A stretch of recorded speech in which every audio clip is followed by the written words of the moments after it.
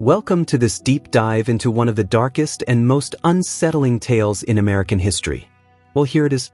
The winter of 1896 descended upon the Appalachian Mountains of West Virginia with a brutality that mirrored the harshness of life itself in these remote valleys. Snow accumulated on the steep slopes of the hollows, transforming the landscape into an unforgiving white expanse where survival demanded constant vigilance and backbreaking labor. In a modest wooden cabin perched on a hillside overlooking Blackwater Creek, 42-year-old Margaret Elizabeth Thornton faced her second winter as a widow, the isolation of her circumstances weighing more heavily with each passing day. Margaret had been born into these mountains, the daughter of a coal miner who had died young from lung disease, leaving her mother to raise 7 children in grinding poverty. She had married young at 16 to Samuel Thornton, a stern but hardworking man 20 years her senior who owned a small farm and provided stability if not passion. Their marriage had produced 3 children, 2 sons who had left to seek work in the coal mines near Charleston, and a daughter, Catherine, who at 23 had married a man from a neighboring farm and now lived just 3 miles down the valley. Samuel had died 18 months earlier when his horse startled on a mountain trail and sent him tumbling into a rocky ravine. His death had been mercifully quick, the local doctor said, though this offered little comfort to Margaret, who found herself alone for the first time in her adult life. The farm, 37 acres of rocky terrain with a small apple orchard and enough cleared land for vegetables and a few head of livestock, now rested entirely on her shoulders. Her sons sent money when they could, but it was irregular and insufficient. The physical demands of maintaining the property through the brutal mountain winters pushed her body to its limits daily. Margaret was still a striking woman despite the hardness of her life. Her dark brown hair, streaked now with silver, remained thick and lustrous when she let it down from its customary tight bun. Her face, weathered by sun and wind, retained fine bone structure and clear gray eyes that could assess a situation with intelligence and directness. Years of hard labor had kept her figure lean and strong, though her hands bore the scars and calluses of endless work. She had never considered herself beautiful, but there was something compelling in her quiet dignity and the sadness that had settled into the lines around her mouth and eyes. Catherine visited when she could, usually on Sunday afternoons after church services in the small Methodist chapel that served the scattered families of the Hollow.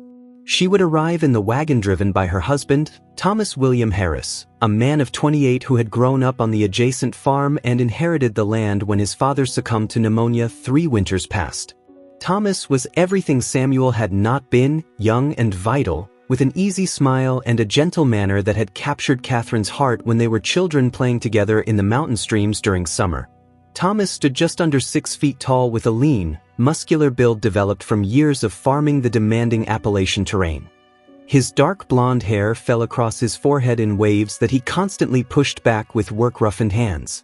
His eyes were a striking shade of blue-green, like the creek water on a sunny day, and they held an openness and warmth that drew people to him. He possessed a natural kindness that expressed itself in small gestures, helping neighbors with difficult tasks, sharing what little surplus his farm produced, speaking gently even when frustrated or tired. Margaret had known Thomas since he was a boy, had watched him grow from a gangly youth into a capable man.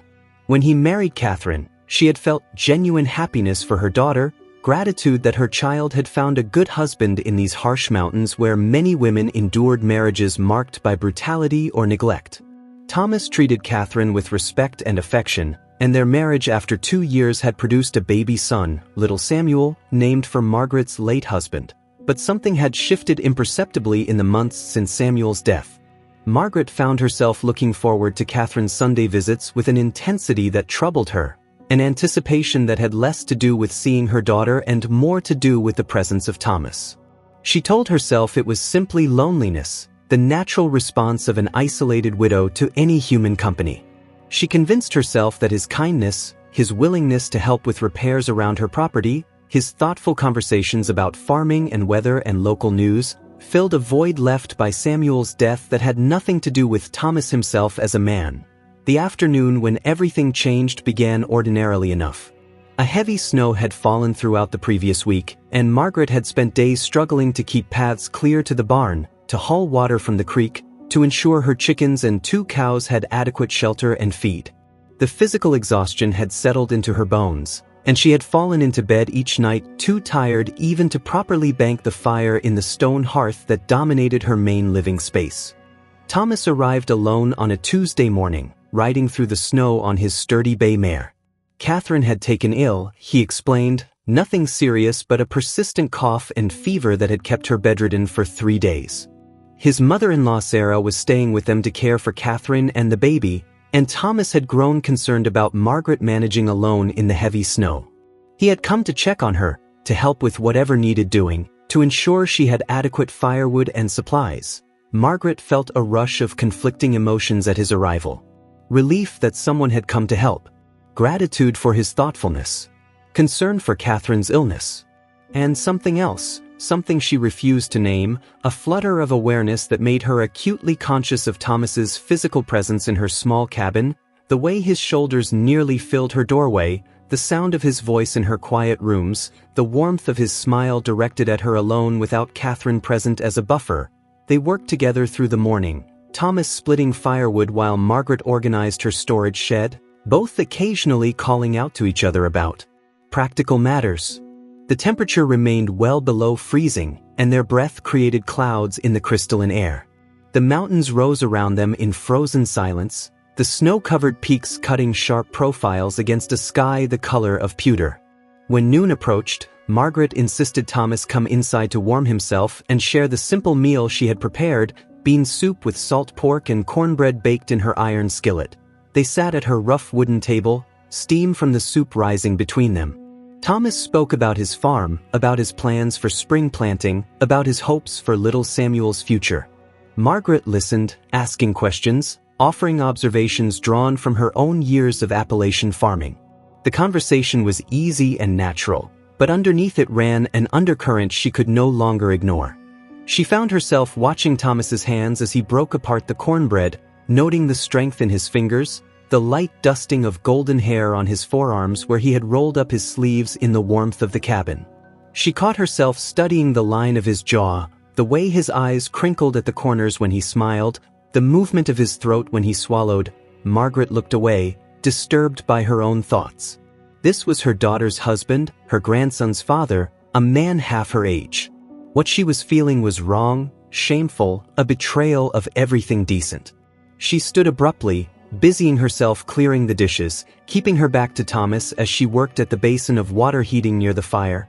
Thomas seemed to sense her discomfort but misread its source. He stood as well, thanking her for the meal, saying he should return home to check on Catherine. He moved toward the door, pulling on his heavy coat, wrapping a wool scarf around his neck. Margaret turned to bid him goodbye and found him looking at her with an expression she could not quite interpret. Concern, certainly. But something more, something that made her heart accelerate uncomfortably. He told her he would return in a few days to check on her again. She should not hesitate to send word if she needed anything. His farm was close enough that he could be there within an hour if necessary. Margaret nodded, managing some appropriate response, watching as he mounted his horse and rode down the snow-covered path that wound through the bare trees toward the valley below.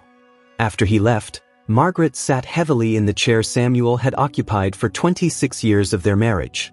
The cabin felt emptier than before, the silence more oppressive.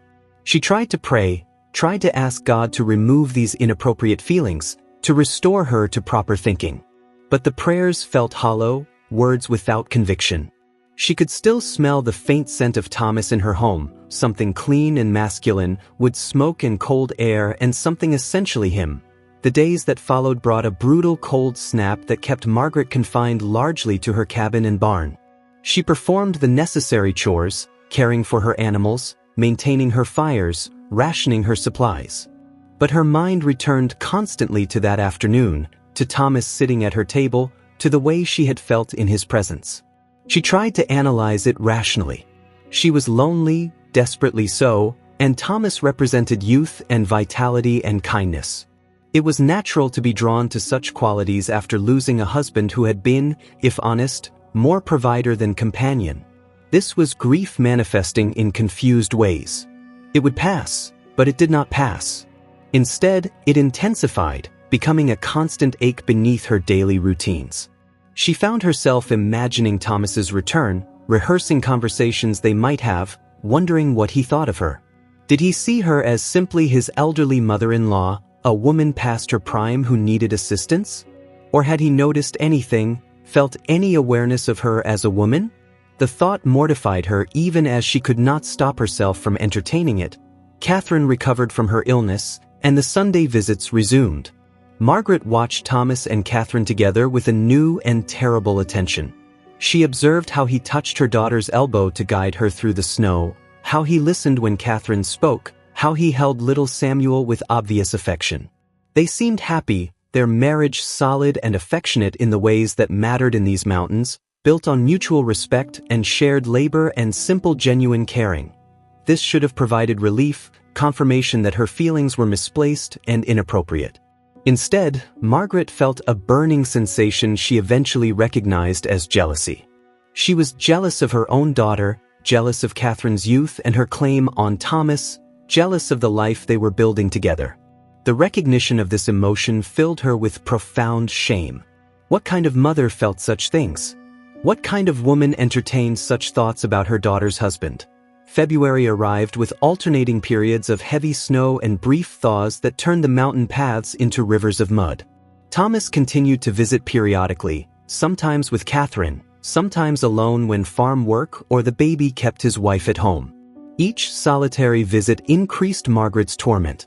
She found herself taking more care with her appearance on days when his arrival seemed likely, letting her hair down briefly before pinning it up again, choosing her better dress, wiping her cabin floors clean. She told herself she was simply maintaining proper standards, but she knew the truth. One afternoon in mid-February, Thomas arrived to help Margaret repair a section of her barn roof that had begun leaking. They worked together in the watery sunlight of a temporary thaw, Thomas on the roof securing new shingles while Margaret handed up materials and held the ladder steady. As he climbed down, his foot slipped on the wet wood, and he stumbled, catching himself against Margaret to avoid falling. For a moment they stood pressed together, Thomas's hands gripping Margaret's shoulders to steady himself, Margaret's hands instinctively grasping his coat.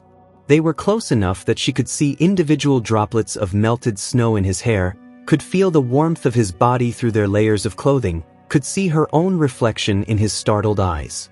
The moment lasted only seconds, but it stretched subjectively into something longer, something charged with an awareness that terrified her.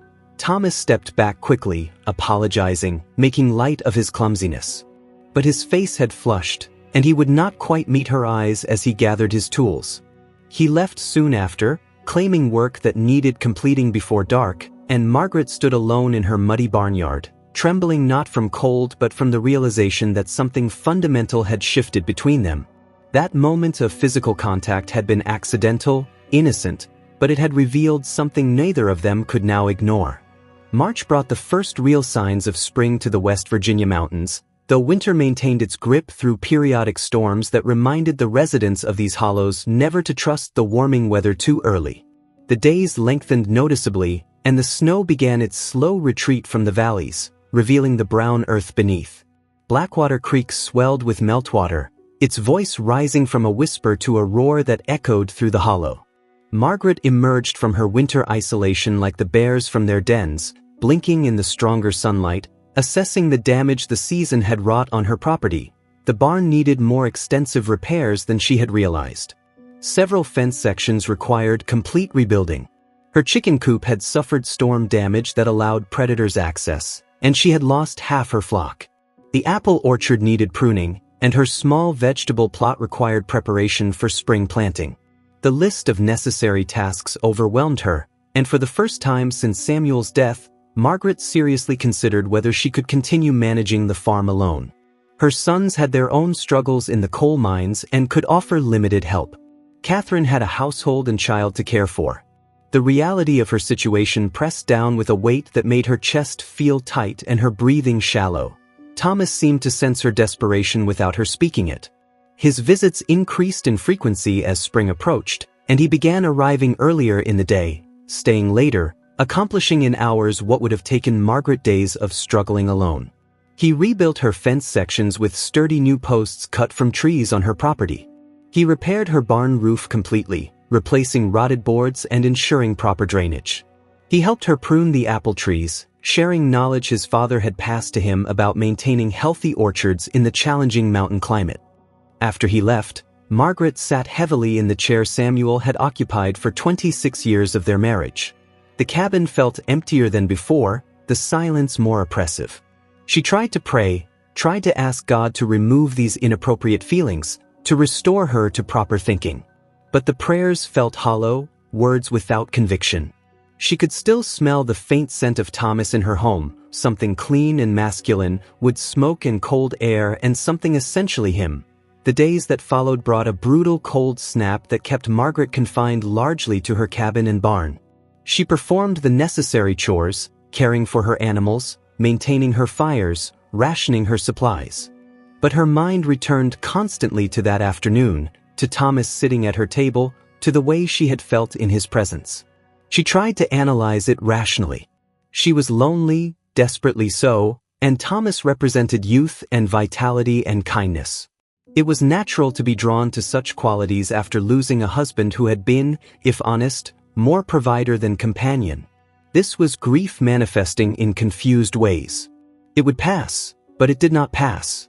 Instead, it intensified, becoming a constant ache beneath her daily routines. She found herself imagining Thomas's return, rehearsing conversations they might have, wondering what he thought of her. Did he see her as simply his elderly mother-in-law, a woman past her prime who needed assistance? Or had he noticed anything, felt any awareness of her as a woman? The thought mortified her even as she could not stop herself from entertaining it. Catherine recovered from her illness, and the Sunday visits resumed. Margaret watched Thomas and Catherine together with a new and terrible attention. She observed how he touched her daughter's elbow to guide her through the snow, how he listened when Catherine spoke, how he held little Samuel with obvious affection. They seemed happy, their marriage solid and affectionate in the ways that mattered in these mountains, built on mutual respect and shared labor and simple genuine caring. This should have provided relief, confirmation that her feelings were misplaced and inappropriate. Instead, Margaret felt a burning sensation she eventually recognized as jealousy. She was jealous of her own daughter, jealous of Catherine's youth and her claim on Thomas, jealous of the life they were building together. The recognition of this emotion filled her with profound shame. What kind of mother felt such things? What kind of woman entertained such thoughts about her daughter's husband? February arrived with alternating periods of heavy snow and brief thaws that turned the mountain paths into rivers of mud. Thomas continued to visit periodically, sometimes with Catherine, sometimes alone when farm work or the baby kept his wife at home. Each solitary visit increased Margaret's torment. She found herself taking more care with her appearance on days when his arrival seemed likely, letting her hair down briefly before pinning it up again, choosing her better dress, wiping her cabin floors clean. She told herself she was simply maintaining proper standards, but she knew the truth. One afternoon in mid-February, Thomas arrived to help Margaret repair a section of her barn roof that had begun leaking. They worked together in the watery sunlight of a temporary thaw, Thomas on the roof securing new shingles while Margaret handed up materials and held the ladder steady. As he climbed down, his foot slipped on the wet wood, and he stumbled, catching himself against Margaret to avoid falling. For a moment they stood pressed together, Thomas's hands gripping Margaret's shoulders to steady himself, Margaret's hands instinctively grasping his coat. They were close enough that she could see individual droplets of melted snow in his hair, could feel the warmth of his body through their layers of clothing, could see her own reflection in his startled eyes. The moment lasted only seconds, but it stretched subjectively into something longer, something charged with an awareness that terrified her. Thomas stepped back quickly, apologizing, making light of his clumsiness. But his face had flushed, and he would not quite meet her eyes as he gathered his tools. He left soon after, claiming work that needed completing before dark, and Margaret stood alone in her muddy barnyard, trembling not from cold but from the realization that something fundamental had shifted between them.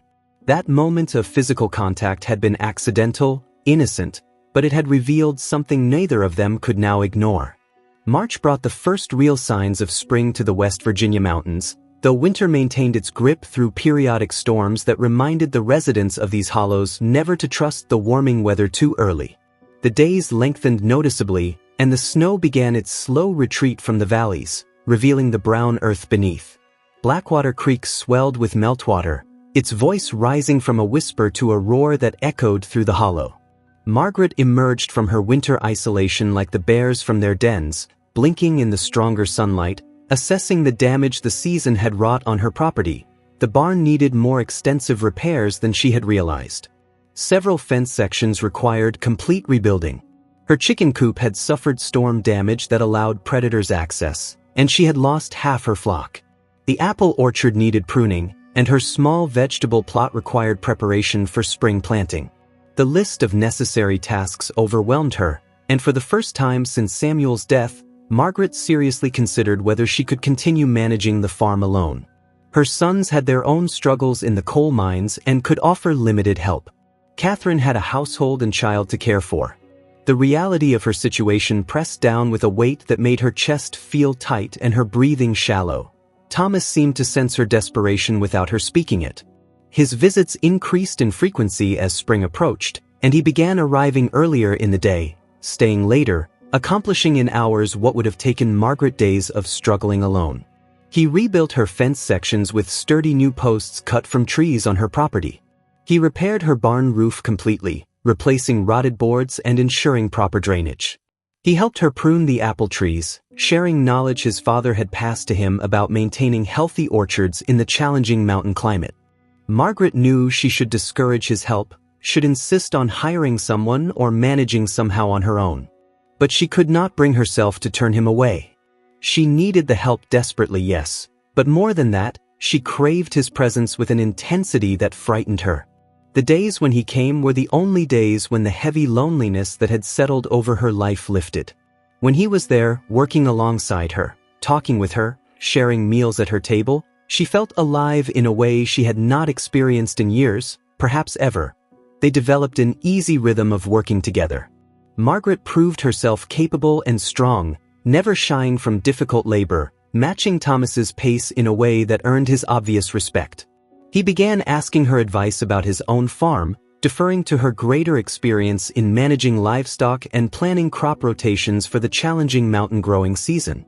She found herself opening up to him in ways she never had with Samuel, sharing stories from her childhood, expressing opinions on matters beyond household management, revealing the intelligence and personality she had learned to hide during decades of marriage to a man who valued silence and obedience over conversation.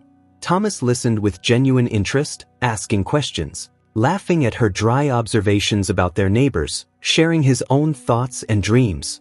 He spoke about his desire to improve his farm, to provide well for Catherine and Samuel, to build something lasting in these mountains. He expressed frustration with the isolation of Appalachian life, a desire for connection with the wider world beyond these hollows.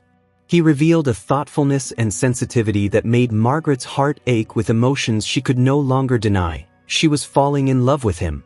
Not the careful affection that had grown between her and Samuel over years of shared duty, but something far more dangerous.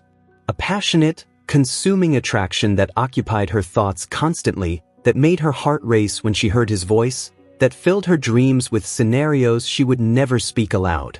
At 42, after decades of emotional dormancy, Margaret felt desire awakening with a force that overwhelmed her limited defenses against it. Catherine noticed the amount of time Thomas spent at her mother's farm. She mentioned it one Sunday, commenting with apparent innocence that Thomas was so good to help Margaret so much, that they were fortunate he was willing to take time from his own work. Margaret felt guilt rise like bile in her throat, hearing the trust in her daughter's voice, seeing the genuine affection Catherine felt for both her mother and her husband. Catherine had no suspicion, no reason to doubt either of them. This knowledge should have strengthened Margaret's resolve to distance herself from Thomas, but instead it made her feel trapped, desperate, resentful in ways that intensified her shame. April arrived with spectacular displays of mountain wildflowers and dogwood blooms that transformed the steep hillsides into tapestries of white and pink and purple. The creek ran clear again, its winter fury subsiding to a gentler flow. Margaret's farm took on new life as she and Thomas completed the necessary repairs and began spring planting. Her vegetable garden went in with carefully prepared rows of potatoes, beans, squash, and corn. Thomas helped her plant additional apple trees to replace those lost to disease, positioning them according to slope and sunlight in ways that demonstrated his understanding of the land. They worked in companionable silence much of the time, both comfortable with the quiet punctuated only by birdsong and the sounds of their labor. But sometimes they talked for hours, conversations that ranged across topics with an ease Margaret had never experienced before. Thomas spoke about books he had read, borrowed from the traveling preacher who visited the Hollow monthly, about ideas that went beyond the immediate concerns of farming and survival. Margaret revealed her own hunger for knowledge, her frustration with the limited education available in these mountains, her secret pride in being able to read and calculate better than most women in the Hollow Point. One warm afternoon in late April, they were working together to clear a new section of ground for expansion of Margaret's vegetable garden. The work was brutal, removing rocks and roots from the stubborn mountain soil. Both had stripped down to lighter clothing in the unseasonable heat, Margaret in her oldest work dress with sleeves rolled to her elbows, Thomas in his undershirt with suspenders holding up his rough work pants. Sweat darkened their clothing and streaked their faces with dirt. Margaret straightened from digging out a particularly stubborn root system, pressing her hand to the small of her back where an ache had developed. Thomas looked up from across the plot and saw her wince. He set down his own tools and crossed to her, asking if she was hurt. His concern was genuine, his face showing worry. Without thinking, he reached out and placed his hand on her back where she had been pressing, his touch gentle, asking if this was where it hurt. The contact sent a shock through Margaret's body. Thomas's hand through the thin fabric of her dress felt burning hot, and she froze, unable to move or speak. Thomas seemed equally paralyzed, his hand remaining where he had placed it, his expression changing as he became aware of what he was doing. They stood that way for several heartbeats, the spring air heavy around them, the world seeming to hold its breath. Margaret found her voice and stepped away, saying something about being fine, just tired, maybe they should stop for the day. Thomas dropped his hand as though burned, nodding quickly, gathering his tools with jerky movements that betrayed his agitation. He left soon after with barely a word, and Margaret sank down on her porch steps, shaking with reaction. That touch had been innocent in intent, but it had revealed everything, stripped away all pretense. They both knew now that something existed between them that went far beyond appropriate relations between a widow and her son-in-law. Thomas did not return for over a week. Margaret told herself this was for the best, that distance would allow these dangerous feelings to subside. But she found herself watching the path to her cabin constantly, starting at every sound that might signal his arrival, feeling disappointment crash over her when each day ended without seeing him. Her work suffered as her concentration fragmented. She moved through her chores mechanically, her mind occupied entirely with Thomas, replaying every conversation, every look, torturing herself with longing she knew was wrong. When he finally did return, it was on a Sunday with Catherine and little Samuel. The family visit felt strained to Margaret, though Catherine seemed to notice nothing amiss. Thomas barely looked at Margaret, directing his attention to repairs on her chicken coop that required his focus.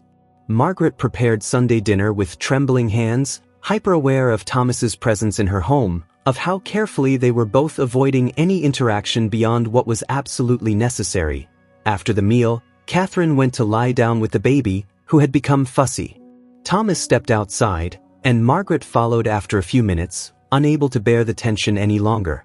She found him standing near the fence line, looking out over the valley where mist was beginning to rise from the creek as the temperature dropped with approaching evening. She approached slowly, stopping a careful distance away. She told him she knew they needed to talk about what had happened, what was happening. Thomas continued staring at the valley, his jaw tight, his hands gripping the fence rail. He said there was nothing to talk about, that nothing had happened, that they had both let loneliness and proximity confuse them. He was married to her daughter. He loved Catherine. What he had been feeling, what she might be feeling, was wrong and had to stop immediately. Margaret felt tears burn her eyes at the harshness in his voice, but she nodded, agreeing that he was right. She suggested perhaps he should not come to help her anymore, that she would manage somehow, hire someone from the valley if necessary. Thomas turned to look at her finally, and the anguish in his face made her breath catch. He said he could not do that, could not leave her struggling alone, that it would raise questions from Catherine and from the community about why he had stopped helping his widowed mother-in-law when she clearly needed assistance. They were trapped, Margaret realized. Trapped by duty and propriety and the close-knit nature of their mountain community where every action was noticed and commented upon. Thomas's sudden withdrawal from helping Margaret would be seen as callous, would reflect badly on him and raise Catherine's questions. But continuing as they had been, working closely together, spending time alone, was equally impossible now that they had acknowledged the attraction between them. Thomas said they would continue as before, but they would be more careful. They would never be alone together for extended periods. He would come only when necessary, complete his work, and leave. They would maintain absolute propriety in all interactions. This situation would pass. These feelings would fade. They simply needed to weather this difficult period with discipline and faith. Margaret agreed, though neither of them sounded convinced. The month of May should have brought relief as the weather warmed and the farm work became less desperate. But instead, the situation deteriorated. Thomas's visits became exercises in exquisite torture. They worked near each other but did not talk beyond practical necessities. They avoided any physical contact, no casual touches or accidental brush of hands passing tools. The easy companionship that had developed between them vanished, replaced by a brittle formality that felt like punishment, but the restriction only intensified Margaret's feelings. She found herself obsessing over Thomas constantly, manufacturing reasons for him to need to visit, prolonging his stays with additional tasks that needed attention. She caught herself behaving in ways that shamed her, wearing her better dresses when she expected him, leaving her hair looser than was proper, standing closer than necessary, seeking his eyes across distances. She knew she was being foolish, dangerous, but she seemed unable to stop herself. Thomas appeared equally conflicted. Margaret caught him watching her when he thought she was not looking, his expression revealing torment that matched her own. On one occasion, when passing her a bucket of water, their fingers touched briefly, and both jerked back as though scalded. The tension between them grew so thick it seemed the air itself had become difficult to breathe. Catherine mentioned to Margaret that Thomas seemed troubled lately, distracted and short-tempered in ways unlike him. Margaret's guilt multiplied, knowing she was the cause of his distress, that her presence in his life was creating problems in his marriage. She resolved multiple times to tell Thomas he must stop coming, that she would find another solution for managing her farm. But when he appeared, her resolve evaporated like morning mist, and she could not force the words past her lips. The crisis came in early June during a spell of unseasonably hot weather that left everyone in the hollow irritable and exhausted. Thomas had come to help Margaret repair her spring house, which required working in the cool shade near the creek where the small stone structure housed her milk and butter away from the heat. Catherine was visiting her sister in the next valley for a few days, taking little Samuel to escape the oppressive temperature in a house that retained heat like an oven. Margaret and Thomas worked together in the relative coolness near the creek, and for the first time in weeks, they talked almost normally, the proximity to water and shade and the absence of Catherine's imminent return lowering their defenses. They discussed practical matters, then other topics, and gradually the conversation deepened into more personal territory. Thomas spoke about his own loneliness despite being married, about feeling Catherine did not truly understand him, about desires and dreams that went unexpressed in his life. Margaret listened, recognizing herself in his words, understanding that they shared a hunger for connection that circumstances of their lives had left unfulfilled. As the afternoon wore on and the work neared completion, they stood together in the small spring house, arranging the stones they had reset. The space was cramped, and they kept nearly touching in the confined area. Thomas reached past Margaret to position a stone, and she turned at the same moment, and suddenly they were face to face, inches apart, their breath mingling in the cool, dim space. Neither moved away. Margaret could see every detail of Thomas's face, the flecks of different blues in his eyes, the light stubble on his jaw, a small scar above his left eyebrow. Her heart hammered so hard she felt certain he must hear it.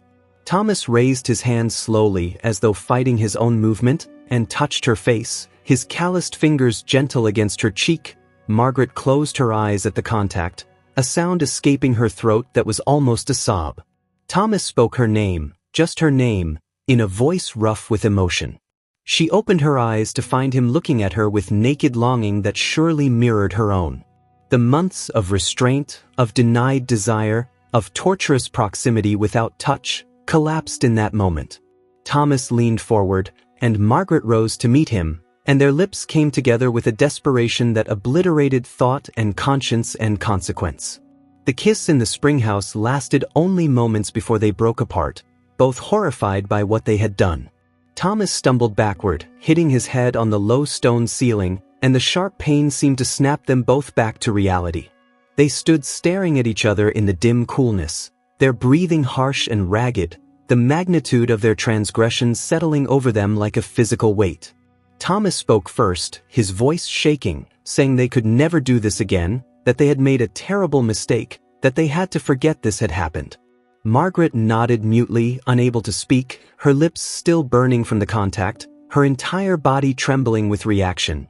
Thomas left immediately, not even gathering his tools properly, stumbling up the path toward his horse with Margaret watching from the springhouse doorway. After he disappeared from view, she sank down onto the cool stone floor and wept, great wrenching sobs that came from somewhere deep in her chest. She cried for her daughter, for the betrayal she had committed. She cried for Thomas, who she had drawn into sin against his better nature. She cried for herself, for the impossible situation she had created, for the desire that had overridden every principle she thought she possessed. The following days brought no relief, only a deepening agony. Thomas did not return, and Margaret tormented herself with imagining what he was thinking, what he was doing, whether he had confessed to Catherine. She worked her farm in a daze of misery, her body going through familiar motions while her mind circled endlessly around that moment in the springhouse. She had been kissed so few times in her life. Samuel had been perfunctory in his physical affections, seeing marital relations as duty rather than pleasure. That single kiss with Thomas had awakened something in her that 42 years of living had barely touched, a capacity for passion and connection that felt simultaneously like a gift and a curse. Sunday arrived, and Margaret dressed for church with dread coiling in her stomach. She would see Thomas and Catherine there, would have to face them both knowing what she had done, what she had felt. She considered claiming illness, staying home to avoid the encounter, but such behavior would itself draw attention and questions. The Methodist chapel served perhaps 40 families scattered through the hollow, and everyone knew everyone's business. Absence would be noted and commented upon. She arrived at the small white clapboard building as the bell was ringing, finding a seat near the back where she could observe without being observed too closely. Catherine came in with Thomas and the baby, and Margaret's heart lurched at the sight of them, a happy young family settling into their pew near the front. Thomas's face looked drawn, Margaret thought, new lines visible even from her distance. Catherine appeared normal, smiling at neighbors, adjusting little Samuel's clothing, showing no signs of distress or suspicion. Throughout the service, Margaret could not focus on the preacher's words. She watched the back of Thomas's head, saw the way Catherine leaned against his shoulder during the prayers, noted the tender way he took the baby when Samuel grew restless. They looked like what they were, a solid married couple, devoted to each other and their child. What Margaret had done, what she had tempted Thomas into doing, threatened to destroy this good thing, to poison this marriage and devastate her daughter. After the service ended, the congregation gathered outside in the June sunshine to socialize. Margaret tried to slip away quickly, but Catherine spotted her and called out, approaching with Samuel in her arms. Thomas followed reluctantly behind. Catherine was cheerful, commenting on the weather, mentioning that Thomas had seemed unwell the previous week but was better now, asking if Margaret would join them for Sunday dinner at their farm. Margaret declined, making excuses about work that needed completing, but Catherine pressed, and Margaret found herself agreeing to avoid raising suspicion. The short wagon ride to Thomas and Catherine's farm passed in agonizing silence, broken only by Catherine's chatter about little Samuel's new accomplishments and the progress of their spring crops. Margaret sat in the wagon bed while Thomas drove, careful not to even glance at him, feeling the heat of the sun and the weight of her guilt pressing down. The dinner was torture.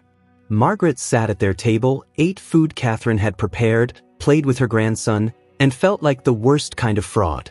Thomas barely spoke, directing his attention to farm tasks when he could escape the table. Catherine seemed to sense the awkwardness and filled the silence with talk, apparently attributing the strained atmosphere to general summer fatigue and hard work. As the afternoon wore on, Catherine asked Margaret to stay with Samuel while she went to the neighboring farm to return some borrowed items. Thomas was repairing fence in a distant field and would be gone for hours. Margaret found herself alone in their home with the baby sleeping peacefully in his cradle, surrounded by evidence of Catherine's life, her marriage, her happiness. The simplicity of the home struck Margaret, its cleanliness and order, small touches that showed Catherine's care and pride. On the mantel sat a daguerreotype taken at their wedding, Thomas and Catherine stiff and formal in their best clothes, young and hopeful. Margaret studied the image, forcing herself to really look at her daughter's face, the trust and love evident even in the formal pose. Catherine had never known cruelty or neglect. She had grown up in a home where her mother protected her, where her father provided for her, where she was valued and educated as much as circumstances allowed. She had married a good man and was building a life based on mutual affection and respect. Margaret had done everything to give Catherine what she herself had never had, a choice in marriage, a chance at happiness, and now Margaret was destroying it. Not through violence or open cruelty, but through the quiet poison of desire and selfishness. She was coveting what belonged to her daughter, entertaining fantasies of taking Catherine's husband, imagining a life that would necessarily require Catherine's destruction. The full horror of it crashed over Margaret as she stood in her daughter's home, and she felt physically ill, rushing out to the porch where she vomited into the bushes, her body rejecting the food and the situation with equal violence. Thomas found her there when he returned from the field, still pale and shaking. He approached cautiously, asking if she was ill, if he should fetch Catherine. Margaret straightened, wiping her mouth with her handkerchief, and looked at him directly for the first time since the spring house. She told him they needed to talk, truly talk, about what they had done and what they were going to do going forward. Thomas glanced toward the path Catherine had taken, calculating time, then nodded and led Margaret to the barn where they could speak without being immediately seen. In the dim coolness of the barn, surrounded by the smell of hay and animals, Margaret spoke with brutal honesty. She told Thomas she was in love with him, that she had been fighting it for months but could no longer deny it. She acknowledged the wrongness of it, the betrayal of Catherine, the impossibility of any outcome that would not cause immense pain. But she said they needed to be honest about what existed between them rather than continuing to pretend they could simply will it away through discipline and avoidance. Thomas listened without interrupting, his face going through waves of emotion, anguish and desire and guilt competing for dominance. When Margaret finished, he was quiet for a long moment before responding. He admitted he felt the same attraction, that he had been fighting it equally, that he did love Catherine but felt something different and more intense for Margaret. He spoke about the confusion of loving two women, about the guilt that consumed him, about the impossibility of seeing any path forward that did not lead to destruction. They talked for nearly an hour, voices low, keeping watch for Catherine's return. They discussed ending all contact beyond what was absolutely necessary at family gatherings. Margaret suggested she might sell her farm, move to Charleston near her sons, remove herself from proximity to Thomas. He immediately objected, saying such a drastic action would raise too many questions, would hurt Catherine who loved her mother, would potentially cause more harm than good. Finally, they reached a desperate agreement. They would continue as they had been, with Thomas helping Margaret with farm work as was expected and proper. But they would maintain absolute boundaries, no more private conversations, no physical contact, no time alone that was not absolutely necessary. They would treat this attraction as a test from God, a trial to be endured through faith and discipline. If they could weather this period, the feelings would eventually fade, and they could both return to their proper roles without destroying their families. It was a reasonable plan, built on good intentions and genuine desire to do what was right. It lasted less than 3 weeks. The breaking point came at the end of June during a violent thunderstorm that rolled through the hollow with terrifying force. Thomas had been working at Margaret's farm, helping to reinforce a fence weakened by groundhogs, when the sky turned an ominous green and the wind picked up with sudden ferocity. Margaret rushed from her cabin calling to Thomas that a tornado might be forming, urging him to take shelter. He ran for her cabin just as the rain began, sheets of water driven sideways by wind that bent the trees nearly horizontal. They huddled in Margaret's root cellar as the storm raged above them, the small underground space lit by a single candle, their bodies pressed close in the confined area. The sound was deafening, a continuous roar punctuated by crashes as trees fell and debris flew. The storm lasted perhaps 20 minutes but felt much longer, time suspended in the darkness while they waited to learn if they would survive. When the noise finally subsided and they emerged cautiously, they found Margaret's property had sustained significant damage. A large oak had fallen across her barn roof, crushing one corner. Her chicken coop was completely destroyed. Trees and branches littered the ground. Thomas took inventory with growing concern, realizing this was damage that would take days of work to repair, work that could not be delayed without risking Margaret's livestock and winter feed storage. He should have returned home immediately to check on his own property and family. Instead, he stayed, telling himself he needed to ensure Margaret was safe, that he needed to assess what help she would need. They worked together through the remaining afternoon, clearing the most critical debris, and when evening fell and rain threatened again, Margaret insisted Thomas stay rather than ride home in darkness through storm-damaged woods. She prepared a simple supper, and they ate together at her table, exhaustion from the physical labor and emotional stress of the day lowering their careful defenses. After the meal, as night fell completely, they sat by her fire drinking bitter chicory coffee, too tired to move, the day's events having created an intimacy born of shared crisis. Margaret found herself talking about her marriage to Samuel, revealing things she had never told anyone, the loneliness of it, the emotional distance, the feeling of being valued only for her labor and reproductive capacity. Thomas listened, then spoke about his own frustrations, the sense that his life had been mapped out before he was old enough to question it, marriage to the appropriate girl from the neighboring farm, continuation of his father's legacy, a future entirely predictable and somehow insufficient despite its essential goodness. They talked for hours, the conversation ranging over their lives, their disappointments, their secret dreams, the things they had never dared say to anyone. At some point, without either quite realizing how it happened, they moved closer together on the bench near the fire. Margaret's head came to rest on Thomas's shoulder. His arm went around her waist. The physical contact felt inevitable and natural, as though their bodies had made a decision their minds still resisted. Thomas turned his head and kissed Margaret's temple gently, then her cheek, then found her mouth with his own. This time there was no shock, no immediate pulling away. Instead, they gave in to what they had been fighting, the kiss deepening, their bodies pressing together with a hunger that months of denial had only intensified. Thomas stood, pulling Margaret up with him, and they moved together to her narrow bed in the corner of the main room. What happened next occurred with a sense of inevitability that overrode conscience and consequence. They were not young or inexperienced, did not fumble in ignorance. Their joining was deliberate and knowing, a choice made with full awareness of its wrongness, its betrayal, its destructiveness. Afterward, lying in Margaret's bed while the fire burned low, neither spoke about what they had done, both knowing that words would not change it, that they had crossed a line that could never be uncrossed. Thomas left before dawn, riding through the gray light to his own farm and his wife, leaving Margaret alone with the crushing weight of complete betrayal. She did not go back to sleep, instead sitting on her porch watching the sun rise over the damaged landscape, feeling as though something inside her had broken beyond repair.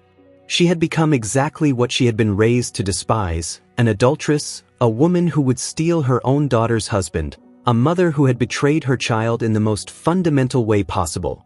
The affair, once begun, proved impossible to stop.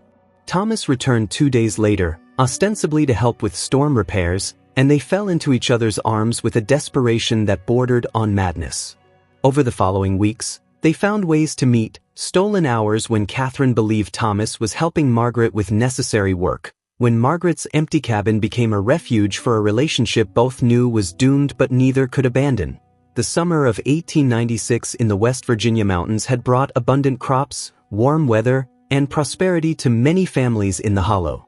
For Margaret and Thomas, it brought a consuming passion that eclipsed reason and morality, that made them reckless despite the certainty of eventual discovery.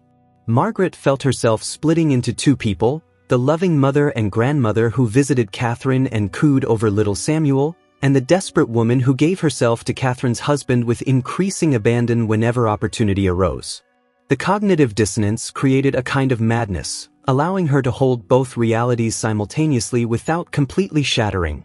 Thomas showed similar fracturing, devoted husband and father one moment, intense lover the next, guilt and desire warring constantly in ways that showed in his face and manner. Catherine commented repeatedly that summer that Thomas seemed unwell, distracted, not himself. She worried he was working too hard, that helping her mother on top of managing his own farm was exhausting him. Her concern, her care for him, her total innocence regarding what was happening, made the betrayal that much more horrific to be why late August, Margaret knew they could not continue this way.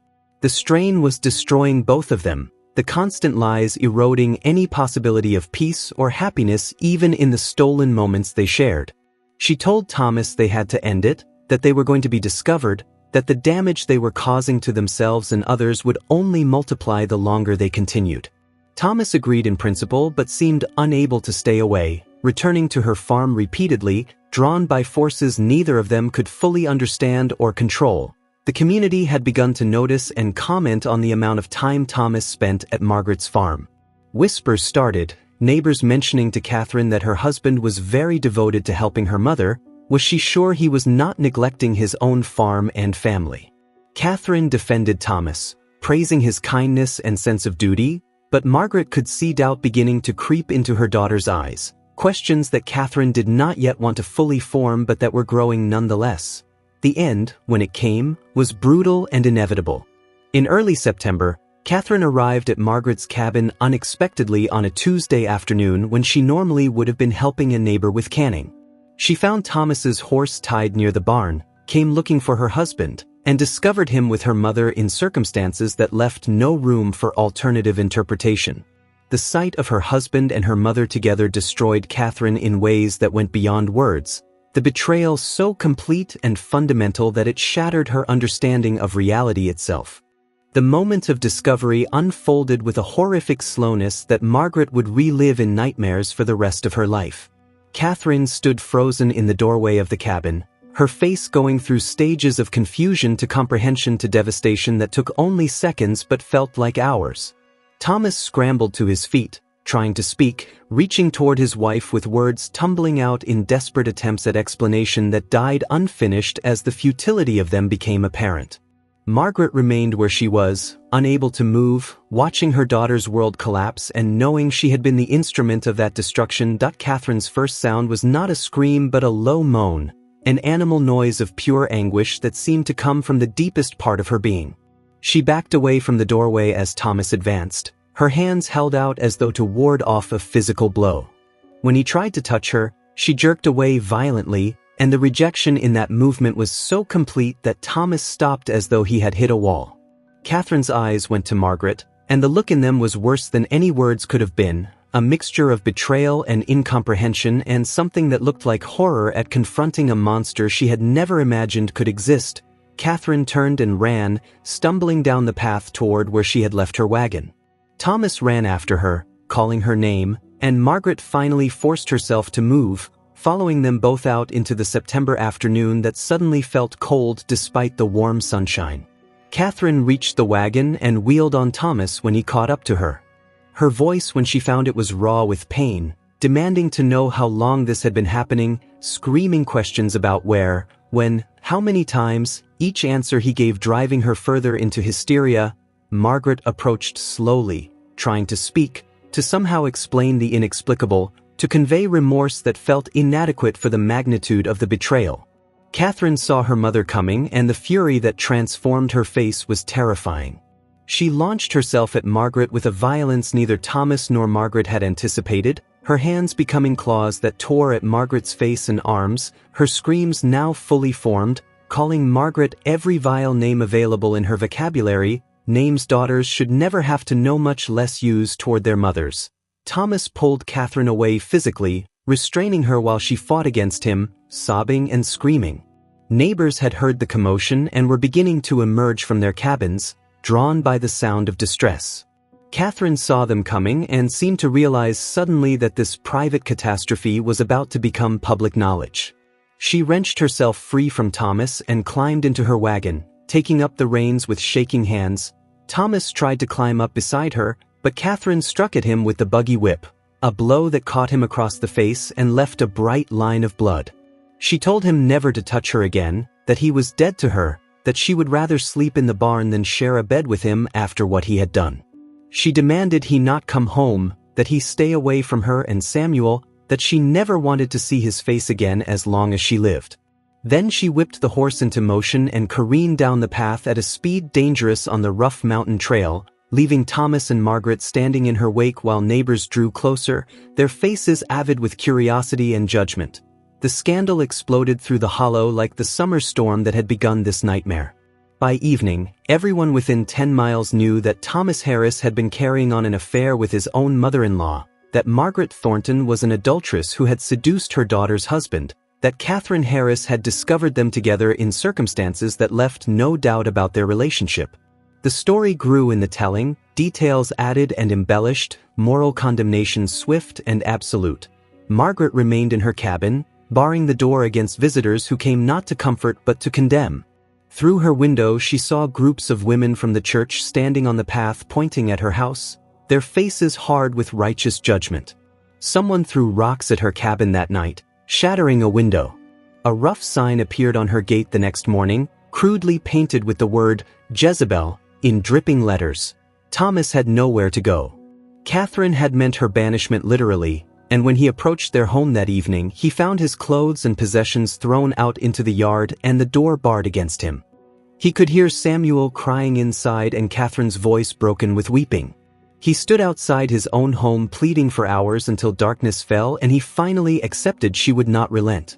He slept in his barn that first night, then borrowed a tent and camped on the far edge of his property, unable to leave entirely but unable to return to the house he had built with his own hands. The community's response was swift and merciless. The Methodist minister came to speak with Margaret, not to offer counseling or support but to inform her that she was expelled from the church, that she would not be welcome at services, that she had committed sins that placed her outside the bounds of Christian fellowship.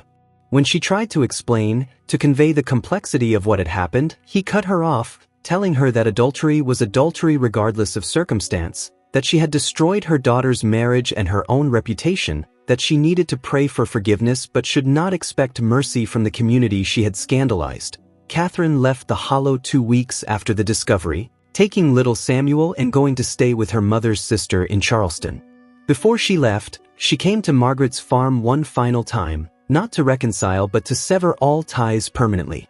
She stood on the path, refusing to enter the cabin, and spoke with a coldness more devastating than anger. She told Margaret that she no longer had a mother, that Margaret was dead to her, that she would raise Samuel knowing his grandmother had died of influenza rather than let him know the truth of her betrayal. She said she hoped Margaret and Thomas were satisfied with what they had gained, because they had destroyed everything else in pursuit of it. Margaret tried to speak, to apologize, to convey the depth of her regret, but Catherine would not hear it. She said regret was meaningless, that what was done could not be undone, that no words would restore what had been destroyed. She turned to leave, then paused and looked back one last time. She told Margaret that the worst part was not even the physical betrayal, though that was horrific enough. The worst part was that she had loved and trusted both of them completely, had never imagined they were capable of such cruelty, and now she could never trust her own judgment about people again. They had not just betrayed her marriage and her family. They had broken her ability to believe in goodness and decency. Then Catherine left, driving away down the mountain toward a new life built on the ruins of the old one. That the destruction was not limited to Catherine. Thomas's younger brother, who had looked up to him all his life, refused to speak to him, calling him a disgrace to the family name. His late father's friends and neighbors who had helped Thomas establish his farm now avoided him, would not trade with him, refused assistance even when his property needed work he could not accomplish alone. The social networks that allowed survival in the harsh Appalachian environment, the informal systems of cooperation and mutual aid that helped families through hard times, were closed to him entirely. Margaret fared even worse. Women who had been friendly, who had shared recipes and home remedies, who had helped each other through difficult births and family deaths, now treated her as though she were contagious. Men who had tipped their hats when passing now spat in her direction.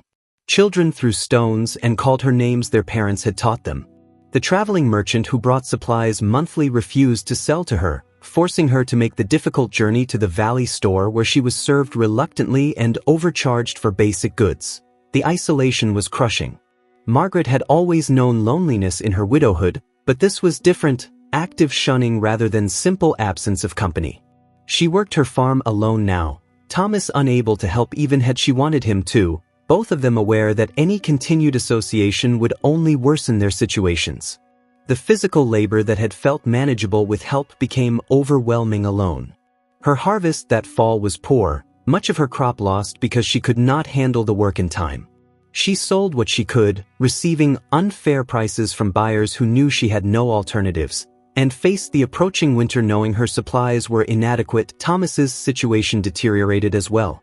Catherine filed for divorce through a lawyer in Charleston, an expensive and scandalous process but one she pursued with determination. Under West Virginia law, adultery was grounds for divorce, and Catherine had multiple witnesses willing to testify to what they had heard if not seen directly. The case would take months to resolve, but the outcome was certain. Thomas would lose his wife, his son, and probably most of his property in the settlement. His farm began to fail from neglect and lack of help. Equipment broke and stayed broken because blacksmiths would not work for him. Animals died from disease because the traveling veterinarian refused his business. His crops rotted in the field because he could not hire help at harvest time and could not manage the work alone. By late October, Thomas was living on the edge of starvation, his supplies running low, his prospects for surviving the winter bleak. Margaret watched his decline from her own failing farm and felt guilt compound upon guilt. Not only had she destroyed her daughter's happiness, she had dragged Thomas down with her into ruin. The passion that had seemed so overwhelming in summer now felt like madness, a temporary insanity that had extracted a price far exceeding any momentary pleasure it had provided. She could not understand how she had let it happen, how she had valued brief stolen moments over her daughter's well-being, how she had become someone capable of such betrayal. In November, as the first serious snow began to fall, Thomas came to Margaret's farm late one evening. She had not seen him in weeks, and the deterioration in his appearance shocked her. He had lost significant weight, his clothes hanging loose on a frame that had been muscular but was now gaunt. His face was hollow-eyed and haggard, beard unkempt, hair too long. He looked like a man being consumed from within. They sat together in Margaret's cabin, no longer lovers but co-conspirators in destruction, bound together by shared guilt and mutual ruin. Thomas spoke about considering leaving the Hollow entirely, going west where no one knew his story, starting over under a new name. But he had no money for such a journey, no resources to sustain himself during travel, no prospects in an unfamiliar place. He was trapped, he said, imprisoned by the consequences of their choices, and he could see no way forward that did not end in complete destruction. Margaret had been having similar thoughts. She could not survive another winter alone on the farm, did not have the supplies or the physical capability to manage it. Her sons had written once since the scandal became known, a brief letter expressing their disappointment and shame, making clear they could offer no help. Her reputation was destroyed, her relationship with her only daughter severed permanently, her standing in the community irreparable. She had lost everything that had given her life meaning and structure, and for what? For a few months of passion that now felt like a fever dream, unreal and inexplicable. They discussed leaving together, two ruined people starting over somewhere new. But the idea felt hollow even as they spoke it. What would they be starting toward? A life built on the destruction of everything they had valued? A relationship poisoned by guilt and weighted with the memory of what it had cost? Neither could envision any future that held even the possibility of happiness or peace. As December arrived and the full force of Appalachian winter descended, both Margaret and Thomas faced the reality that they might not survive the season. Food supplies were inadequate. Firewood stocks were low. The physical demands of winter survival required resources and community support neither of them had. The hollow that had been their home, that had sustained their families for generations, had become a prison of judgment and isolation from which there was no escape. On the 5th of December, Thomas's body was found in his barn by a neighbor who had been concerned about the lack of smoke from his chimney for several days. He had hanged himself from a crossbeam, leaving a note that said only that he was sorry, that he could not live with what he had done, that he hoped God and Catherine might someday forgive him. The neighbor who found him said Thomas's face in death looked peaceful, finally free from the torment that had consumed his final months. The news reached Margaret through a child who threw a rock through her remaining unbroken window, the note tied to it saying simply, "Your fancy man is dead." Margaret read the scrawled words and felt something inside her finally break completely. Thomas was dead because of her, because of choices she had initiated and sustained, because she had been selfish and weak and had valued her own desires over the well-being of everyone around her. Catherine did not return for Thomas's funeral. She sent word through her aunt that her husband had died when he was discovered committing adultery, that the man buried in the hollow was a stranger, not the husband she had married. The Methodist Church buried Thomas in the far corner of the cemetery, away from the family plots, without the full service usually accorded to community members. Few attended, and those who did came more from curiosity than respect. Margaret stood at the edge of the gathering, watching from a distance as they lowered Thomas into the frozen ground. No one acknowledged her presence. No one spoke to her or met her eyes. She was a ghost, a cautionary tale, a woman whose name would be used for years to frighten wayward wives and tempt men into proper behavior. When the service ended and people departed, she remained, standing in the December cold until darkness fell, unable to leave, unable to fully accept that the man she had loved and destroyed was truly gone. The winter of 1896 to 1897 was the harshest in a decade, with record snowfalls and temperatures that killed livestock and froze exposed humans. Margaret barely survived it, burning her furniture when firewood ran out, eating sparingly from supplies that would not last until spring, slowly succumbing to a kind of internal death that was more complete than any physical ending could be. By the time spring arrived and the snow began to melt, Margaret was already dead in every way that mattered. Her body continued functioning, performing necessary tasks mechanically, but the woman who had been Margaret Elizabeth Thornton had ceased to exist on that December day when she learned Thomas was gone. She moved through her days like an automaton, no longer caring about her farm or her survival or anything beyond basic animal existence. In May of 1897, Margaret sold her farm for a fraction of its value to a cousin who agreed to the purchase more from a sense of cleaning up family scandal than any real interest in the property. She took the small amount of money and disappeared from the hollow. Some said going to Charleston, others claiming she went west, still others insisting she had died somewhere in the mountains and her body simply was never found. No one really cared enough to investigate. Margaret Thornton had become a story, a moral lesson, a name invoked when speaking of what happened to women who forgot their place and pursued forbidden desires. Catherine never returned to West Virginia. She raised her son in Charleston, eventually remarried a decent man who treated her kindly and never asked about her past. She told Samuel his father had died in a farming accident when he was too young to remember, that his grandmother had passed from illness shortly after.